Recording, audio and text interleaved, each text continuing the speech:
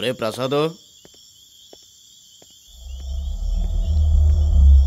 ఈ గెస్ట్ హౌస్లో ఎప్పుడు చూసినా ఏదో ఒకటి మారుస్తున్నారు కానీ ఈ ప్రసాద్ గాని మాత్రం మార్చట్లేరు. మనిషిని చూస్తుంటే చాలా భయంకరంగా ఉన్నాడు వీడు. సార్ ఏం కావాలి సార్ మీకు? ఎరా ఆ మాట కొంచెం ప్రేమగా అడగొచ్చుగా. ప్రేమగా అడగడానికి నేను మీ పిల్లనా? అంత అవసరమా సార్ మీకు? రేయ్ 2 చాయ్లు 1 వాటర్ బాటిల్ పట్టుకురా. వాటర్ బాటిలా లేదా క్వార్టర్ బాటిలా? అది తర్వాతలే కానీ ముందు వాటర్ బాటిల్ తీసుకురా.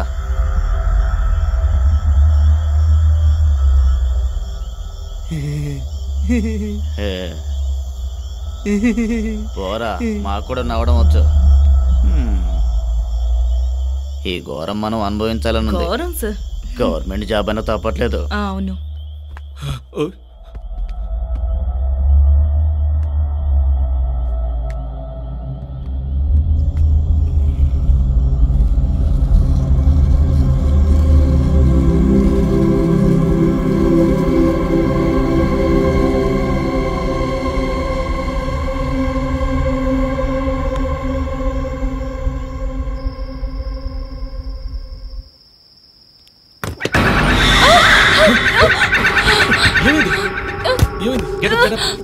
ఎందుకలా భయపడ్డావు? Something is there. Relax relax.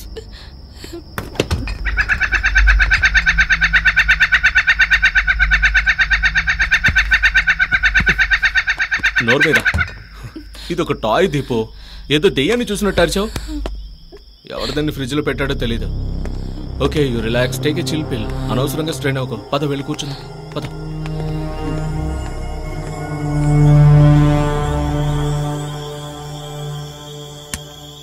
సరేంటి ఆ ప్రసాద్ గారితో చెప్పి మస్కిటో కాయలు కూడా తెమ్మన్నా? ఒకదానివి, వాడికంటే ఈ దోమలే బెటరు. టైం ఎంత అయిందో చెప్పు. 12 అయింది సార్.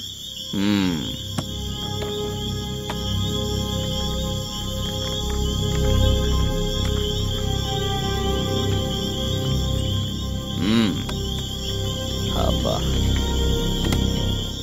అవును నీకెంతమంది పిల్లలు అమ్మాయి? నాకా సార్ ఒకే ఒక పెళ్ళైతే అతనితో ఒక కొడుకుని కన్నాను. ఆ రోజుల్లో అయితే 10-12 మంది పిల్లలు కనేసి అక్క తమ్ముడు అన్న చెల్లెళ్ళు ఒకే రక్త సంబంధం అందరూ కలిసి ఒకే ఇంట్లో కలిసి ఉండేవాళ్ళు. ఇప్పుడేంట్రా అంటే ప్రతిదానికి ఒక కారణం చెప్పుకుంటూ ఒకరు లేదా 2 పిల్లలతో ఆపేస్తున్నారు.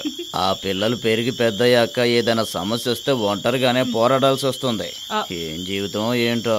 ఏం చేస్తాం సార్, ఇలా నైట్ డ్యూటీలు వేస్తే ఇంకో బిడ్డని ఎలా కనేది సార్? దీనికే టైం సరిపోవట్లేదు. నైట్ డ్యూటీ చేయకపోతే ఇంకో బిడ్డను కనేదానివా? అలాంటిదేం లేదు సార్.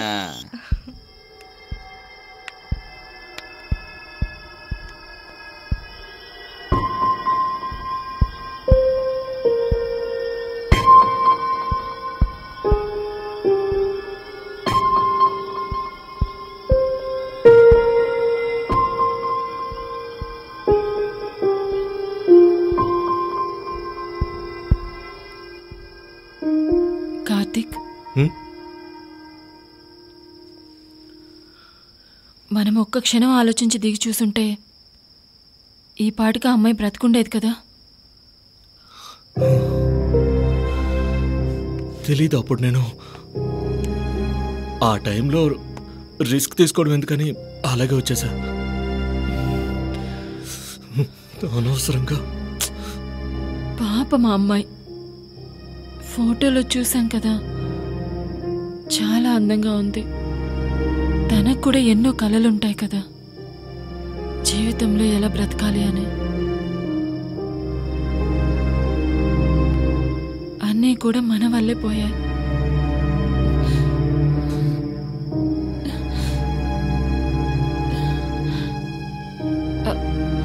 ఆ అమ్మాయిని మనం కారుతో గుద్దేసి చంపేశాం కదా, తను మనపై దయ్యంలా వచ్చి ప్రతీకారం తీర్చుకుంటుందటవా? దయ్యం? దయ్యమా? ఏంటి నువ్వు ఏదేదో మాట్లాడుతున్నావు? ప్రతీకారం తీర్చుకోవడం సినిమాల్లోనే జరుగుతాయి, నిజ జీవితంలో అలా జరగదు.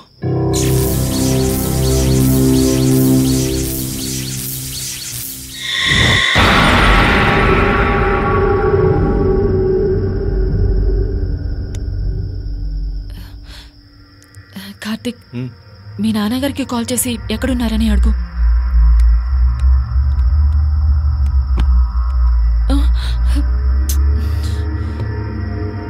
ఇప్పుడేం చేద్దాం? నువ్వు కోఆపరేట్ చేస్తే ఏమైనా చేయొచ్చు. నీకు వేరే థాటే రాదా? ఎప్పుడు ఇది ఆలోచిస్తూ ఉంటావా? ఊరికే నేను ఏదో కొంచెం. అయ్యో, మా నాన్నగారి కాల్ చేస్తున్నారు, నన్ను చంపేస్తారు.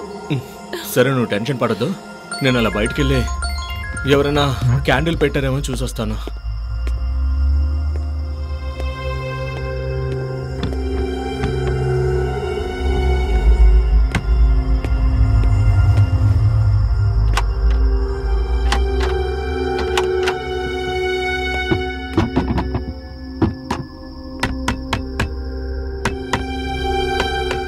కార్తిక్, ఏమైంది? ఈ విండోస్ స్టక్ అయిపోయినట్టున్నాయి దీపో. ఎంత ఓపెన్ చేసినా ఓపెన్ అవ్వట్లేదు.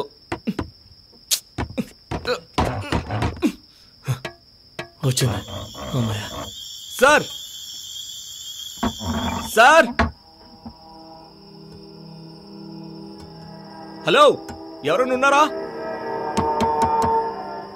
ఏమైంది? పిలుస్తున్నా ఎవరు వినిపించుకోవట్లేదు. అసలు ఉన్నారో లేదో?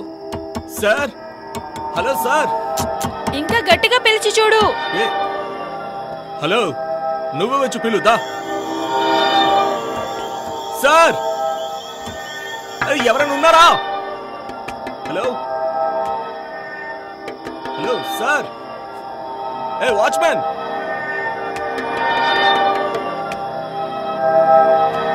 సార్,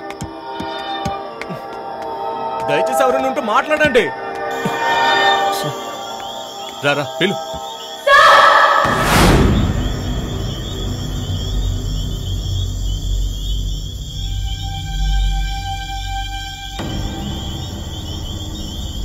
ఏమయ్యా, ఎక్కడున్నావు? ఎంతసేపు? ఇంతసేపటి నుంచి ప్రాణం పోయేలా అరుస్తున్నాం. ఇప్పుడు ప్రాణం ఏం పోలేదు కదా.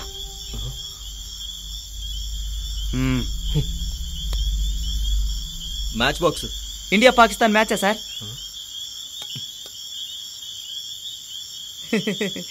రేయ్, అగ్గిపెట్టివరా?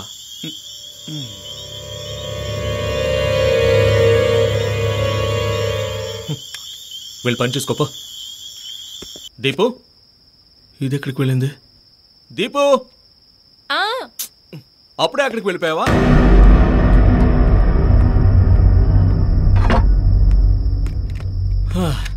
ఫైనల్లీ దీపు, ఇదిగో పట్టుకో.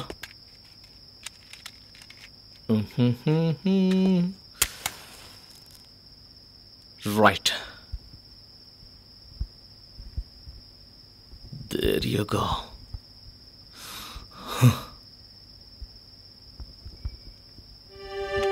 హే దీపు, ఈ క్యాండిల్ వెలుగులో నువ్వు ఒక ఏంజెల్లా ఉన్నావు తెలుసా? థ్యాంక్స్. థ్యాంక్స్.